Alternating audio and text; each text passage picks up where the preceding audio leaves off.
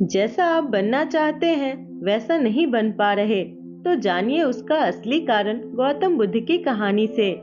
नमस्कार दोस्तों, आप सभी का हमारे चैनल में स्वागत है।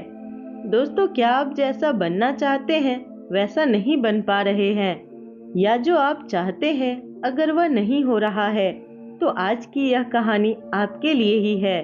बस इस कहानी को ध्यान से अंत तक जरूर सुनना। अगर आप इस कहानी को अंत तक ध्यान से सुनते हैं तो आपको इस कहानी में कुछ ऐसा सीखने को मिलने वाला है जो आपको आपकी लाइफ में बहुत काम आएगा। दोस्तों, आज आपके पास जो कुछ भी है वह इसलिए नहीं है कि आपकी किस्मत में इतना ही लिखा था या फिर आपकी किस्मत ही खराब है, बल्कि इसलिए है क्योंकि आप इतना ही डिजर्व करते हैं। यह प्रकृति बड़ी ही न्यायप्रिय है। यह उसे उतना ही देती है जितने का वह हकदार होता है, चाहे वह ज्ञान हो या धन। अभी आपके पास उतना ही है जितने की आप हकदार हैं, लेकिन अगर आपको इससे भी ज्यादा चाहिए तो आपको उसके काबिल बनना होगा। दोस्तों, ऐसा कौन सा गुण है जो आपको काबिल बनाता है? क्या आप उस गुण के बारे में जानना चाहते हैं? अगर आप जानना चाहते हैं तो आप गौतम बुद्ध की इस कहानी को अंत तक ध्यान से जरूर सुने। एक बार गौतम बुद्ध को एक सभा में भाषण देना था, और जब सभा का समय हुआ तब बुद्ध वहां आए और बिना कुछ बोले ही वहां से चले गए।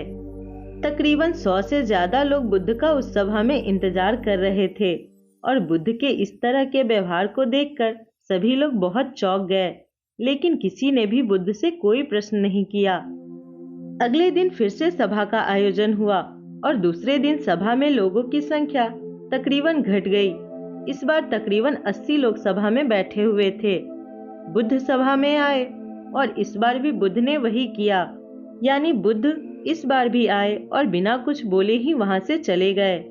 लोग दोबारा से चौंके, लेकिन किसी ने भी बुद्ध से कोई प्रश्न नहीं किया। अगले दिन सभा का आयोजन फिर से किया, परंतु इस बार सभा में लोगों की संख्या और घट गई। इस बार सभा में केवल 50 लोग ही आए हुए थे।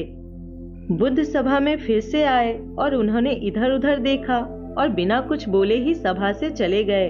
उसके बाद कुछ लोग क्रोधित भी हुए, क्योंकि लोग अपना काम छोड़ छोड़ कर आए हुए थे, लेकिन किसी ने भी बुद्ध से कोई प्रश्न नहीं किया। अगले दिन फिर से सभा का आयोजन हुआ। दोस्तों, आप लोग जो इस कहानी को सुन रहे हैं, आप में से भी कुछ लोग मन ही मन यह कह रहे होंगे कि अरे, कितनी बार सभा का आयोजन होगा, और आप लोगों को भी इस कहानी को सुनते वक्त इरिटेशन होना शुरू हो गया होगा। और जिन्हें भी हो रहा है तो यह कहानी उनके लिए ही है। अगले दिन फिर से सभा का आयोजन हुआ। इस बार सभा की संख्या और ज्यादा घट गई थी, यानी इस बार सभा में सिर्फ 30 लोग ही थे। फिर उसके बाद बुद्ध सभा में आए, मुस्कुराए, और फिर से बुद्ध ने यही किया, यानी बिना कुछ बोले ही वहां से चले गए। इस बार भी लोग बहुत क्रोधित हुए, और इस बार लोगों ने पीछे से कुछ कहा और बड़बड़ाए भी, लेकिन बुद्ध ने उसके किसी भी प्रश्न का उत्तर नहीं दिया।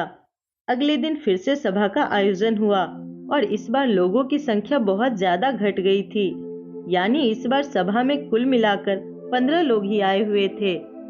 फिर बुद्ध सभा में आए, और इस बार बुद्ध अपना आसन ग्रहण कर लेते हैं। फिर बुद्ध ने उन 15 लोगों को उपदेश दिया, और वे 15 लोग बुद्ध के शिष्य बन गए, और आगे चलकर उन 15 लोगों ने ही बुद्ध के ज्ञान को अलग अलग दिशाओं में फैला दिया। फिर एक दिन बुद्ध से किसी ने पूछा कि बुद्ध, आप कई दिनों तक बिना बोले ही सभा से क्यों चले जाते थे? फिर बुद्ध कहते हैं कि मैं उन लोगों का खोज कर रहा था जो लायक थे। पहले दिन 100 से भी ज्यादा लोग आए हुए थे। उनमें से ज्यादातर लोग सिर्फ आए हुए थे, उन्हें मेरे उपदेश से कोई भी मतलब नहीं था, बस आ गए थे। और उनमें से ज्यादातर लोग सिर्फ देखने और सुनने आए हुए थे कि सभा में क्या होता है। वे मेरे काम के लोग नहीं थे, क्योंकि वे लोग मेरे ज्ञान को औरों तक नहीं पहुंचा सकते थे। मुझे उन लोगों की खोज थी जो मेरे ज्ञान को जन जन तक पहुंचा सके। कई दिनों तक सभा में बिना बोले ही मैं इसलिए चला गया क्योंकि मैं यह देखना चाहता था कि वे कौन लोग हैं जिनके अंदर वास्तव में ज्ञान की प्यास है। जिन लोगों के अंदर वास्तव में ज्ञान की प्यास थी वे लोग अंत तक रुके, और जो लोग बस ऐसे ही आ गए थे वे लोग पहले या दूसरे दिन ही चले गए।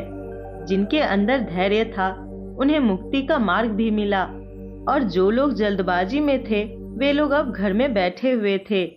सवाल यह नहीं है कि मैं तुम्हें क्या दे सकता हूँ, बल्कि सवाल यह है कि तुम क्या ले सकते हो। तुम्हारा पात्र कितना बड़ा है और कितने के तुम हकदार हो। जितने के तुम हकदार हो उससे ज्यादा तुम्हें नहीं मिलेगा। फिर वह व्यक्ति बुद्ध से पूछता है कि बुद्ध, लायक कैसे बने? फिर बुद्ध कहते हैं, जिस व्यक्ति के अंदर धैर्य है वह अपने जीवन में कुछ भी पा सकता है।